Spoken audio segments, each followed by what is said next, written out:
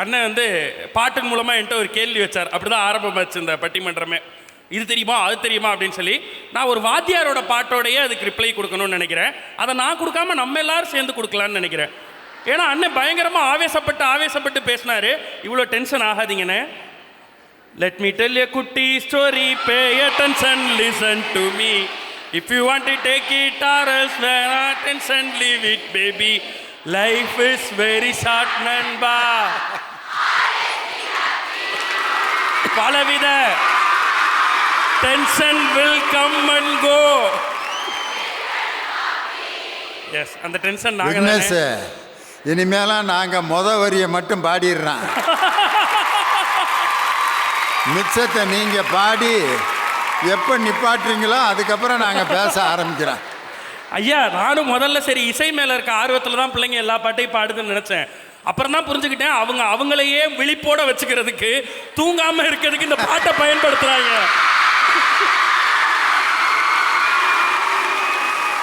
இது தெரியாம மலரக்கா நம்ம ரொம்ப நல்லா பாடுறோம் அதனால பிள்ளைங்க பாடுதுன்னு நினைச்சிட்டு இருக்காங்க.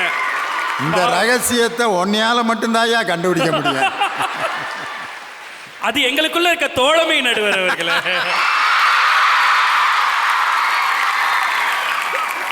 அக்கா மலரக்கா வந்து ஆட்டோகிராஃப் படத்துல முதல் முறையாக வாங்கிய முத்தம் முத்தம் முத்தம் ஒரு முத்தம் தான். ஆனா அதை 3 தடவை சொல்லி முத்தம் அழுத்தமா பதிக்கிறாங்க முத்தத்தை. ஆனா பாவம் அதே படத்துல இன்னொரு பாட்டு இருக்கு. மனிதா உன் மனதை கீறி விதை போடு மரமாகும், அவமானம் படுதோல்வி எல்லாமே உரமாகும்.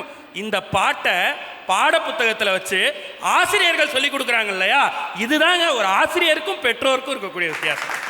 நீங்க மல்லிகா டீச்சரை ஞாபகப்படுத்தினீங்க, ஆனா மலரக்கா சொல்லும் போது எனக்கு மலர் டீச்சர் தான் ஞாபகத்துக்கு வந்தாங்க.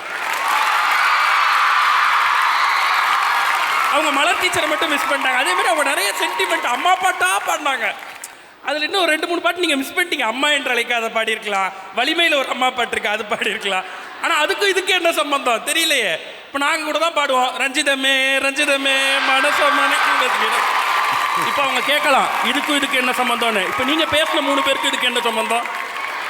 நீங்கள் பேசுனதுக்கும் பாட்டுக்கு ஏதாவது சம்பந்தம் இருந்துச்சா? நாங்கள் பார்த்தோம்ல, அது மாதிரி நீங்களும் பாருங்கன்னு. ஐயா, ரொம்ப சிம்பிளாக சொல்லணும்னா பெற்றோர்களால் வாரிசு ரிலீஸ் பண்ண முடியும். கரெக்டாக? பெற்றோர்களால் வாரிசு ரிலீஸ் பண்ண முடியும். ஆனால் அந்த வாரிசுக்கு இந்த உலகத்தை எதிர்கொள்ளலான்ற அந்த துணிவை ரிலீஸ் பண்ணுறதுக்கு ஆசிரியர்களால் மட்டும்தான் முடியும். யார் வேணாலும் பெற்றோர் ஆயிடலாம், எல்லாருமே ஆசிரியர் ஆயிட முடியுமாங்க ஐயா? ஆஹா, எடிசன் நியூட்டன் கண்டுபிடிச்சதை விட மிக அற்புதமான கண்டுபிடிப்பியா. எடிசன் பல்பை கண்டுபிடிச்சாரு, நியூட்டன் இயக்க விதியை கண்டுபிடிச்சார். ஆனால் இப்படி ஒரு வாழ்க்கை விதியை கண்டுபிடித்த விஞ்ஞானி விக்னேஷ்காந்த் ஒரு ஆள் தான். உண்மையில தாங்க சொல்றேன், அதையே ஏதோ ஒரு பெரிய கடமையை முடிச்சுட்டதா தான் நினைக்கிறாங்க. ஒரு பிள்ளையை பெற்றெடுக்கிறதே ஒரு பெரிய கடமை. அதுக்கப்புறம் அவனை படிக்க வைக்கணும், அதுக்கப்புறம் அவன் மார்க் வாங்கணும், அவனை கல்யாணம் பண்ணி வைக்கணும், பிள்ளையை பெற்றுக்கணும், என் பேரை என் மேலே எட்டி உதைக்கணும், இதெல்லாம் அவங்களுக்கு கடமை லிஸ்ட். இன்னைக்கு இங்கே வந்து மேம் கேட்டாங்க யார் ரியல் ஹீரோ, உண்மையான ஹீரோ யார்? இப்போ நம்ம பேசி பேசி கைத்தட்டு வாங்கணுமே நம்மளா? நம்ம பேர் சொல்லும்போது கைத்தட்டுறாங்க, ஒரு ஷார்ட் வச்சா கைத்தட்டுறாங்க, அவங்களா? இல்லை. இந்த கல்லூரியினுடைய முதல்வர் காயத்ரி அப்படின்ற பேர் வரும்போது ஒரு பெரிய சத்தம் இந்த அரங்கம் முழுவதும் வருதுல்ல மேம், அவங்க தானே உண்மையிலே அவங்களுக்கு ஹீரோ.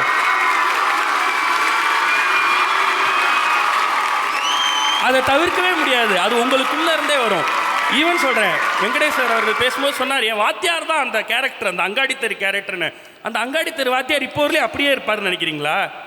அவர் ஊர் ஃபுல்லாக போய் மார்தட்டி மேடைக்கு மேடை சொல்லுவாருங்க, வெங்கடேஷ் ஏன்ட்ட படித்த பையன், வெங்கடேஷ் ஏன்ட்ட படித்த பையன் பெருமையோடு சொல்லிட்டு இருப்பாருங்க. அவரு வாத்தியாருக்கு தெரியும் எப்போ நம்மள்ட்ட எப்படி நடந்துக்கணும்னு. ஈவன் காலேஜ் படிக்கிற எல்லாருக்குமே தெரிஞ்சிருக்கும். இது முதல் வருடம் மிக கடுமையாக நம்மள்ட்ட நடந்துக்கக்கூடிய ஆசிரியர்கள்லாம் 3வது வருடம் நம்ம வெளில போகிறோன்னு தெரிஞ்சோன்னா அவங்க காட்டுற பாசத்துக்கு அடடடடா, அந்த காலேஜிலே தங்கிடணும்னு தோன்றது இல்லையா? அதுக்கு தானே நம்ம அரியரே வைக்கிறோம். இப்படி அவ்வளோ பாசத்தை காட்டக்கூடிய ஆசிரியர்கள் இருக்க தாங்க செய்கிறாங்க. தோழமை உணர்வுன்றது எங்கே வரும்னா எந்த கட்டுப்பாடும் இல்லாத இடத்துல வரும். அது நிச்சயமாக ஆசிரியர்கள்ட்ட தான் வரும்ன்றதை ஆணித்தரமாக என்னால் சொல்ல முடியும். ஆக்சுவலாக வகுப்பறை கருவறை பற்றி மேம் ஒரு சென்டிமெண்ட்டில் ஒரு பாயிண்ட் ஒன்று சொன்னாங்க. நானும் அதை சென்டிமெண்ட்லாகவே சொல்கிறேன். கருவறை நின்று வணங்க வேண்டிய இடம். ஏன்னா அதிலிருந்து தான் நம்மளுடைய பிறப்பு வந்துச்சு. இந்த ஜனனம் முழுவதும் நமக்கு கொடுத்தது கருவறை. ஆனால் நீங்கள் சொன்ன மாதிரி இது அறிவுக்கான இடம், இது அன்புக்கான இடம் அப்படிலாம் இல்லை மேம். கருவறை ஒரு முறை நாம் வெளியில் வந்து திருப்பி நம்ம போகவே முடியாத இடம்.